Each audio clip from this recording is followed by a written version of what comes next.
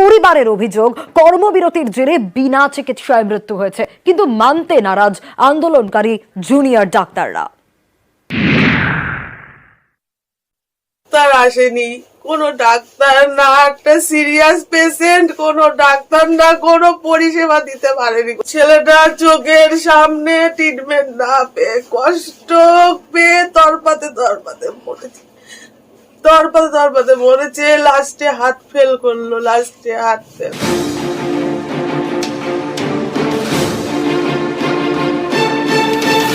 আরজি করে নাইট ডিউটিতে মহিলা চিকিৎসকের ধর্ষণ, খুন প্রতিবাদে লাগাতার কর্মবিরতিতে বিভিন্ন হাসপাতালের জুনিয়র ডাক্তাররা। এতে অনেকেই ভোগান্তির শিকার হচ্ছেন। জুনিয়র ডাক্তারদের কর্মবিরতি তুলতে একাধিকবার বার্তা দিয়েছে রাজ্য সরকার। সুপ্রিম কোর্টও কড়া বার্তা দিয়েছে, তাতে ছবি বদলায়নি। জুনিয়র ডাক্তাররা কর্মবিরতিতে অনড়।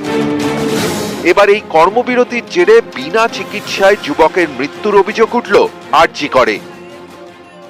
আমার ছেলেটা তো নির্দোষ ছিল, আমার ছেলেটা তো কোনো দোষ করেনি। এটা কি প্রতিশোধ নেওয়া হচ্ছে? ডাক্তারদের বিচার কে করবে? আমার ছেলেটা যে এত কষ্ট পেয়ে মরেছে, এতটা যন্ত্রণা পেয়েছে, কে করবে?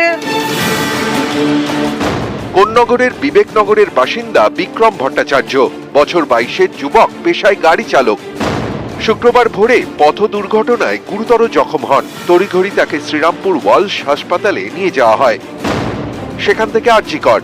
অভিযোগ, আরজি করে প্রায় 3 ঘন্টা বিনা চিকিৎসায় পড়ে থেকে মৃত্যু হয় বিক্রমের। জুনিয়র ডাক্তারদের কর্মবিরতির জেরেই মৃত্যু বলে দাবি পরিবারের। পেশেন্টটা যে এসে দেখবে, কিন্তু সেটা আসেনি। আমরা কিন্তু ডাকছি, লাস্টে আমাকে একটা নার্স এসে আমাকে খুব মুখ করছে, সরে যান, এখানে দাঁড়িয়ে আছেন কেন? আরে আমার পেশেন্ট এরকম হয়েছে, আমি সরে যাব। আমার নাতিটা যে মরেছে, মানে খুব কষ্ট পেয়েছে, তার যদি না হলো চিকিৎসা করে, তাহলে আমরা কোথায় যাব? আমাদের তো টাকা নেই যে আমরা ওখানে সেখানে নার্সিংহোমে দৌড়াবো। যদি তোমরা একটা মেয়ের জন্য যদি তোমরা যদি বদলা নাও, তাহলে তো সব কটার মার কোল খালি হবে। আমার নাতিটা মরেছে, এটা তো আমরা কোনোদিন ভুলতে পারবো না। চিকিৎসা হলো না, বিচারই চাই। আমার নাতিকে এরকম করে তোড়পিয়ে মারা হলো, কেন এসে দেখলো না?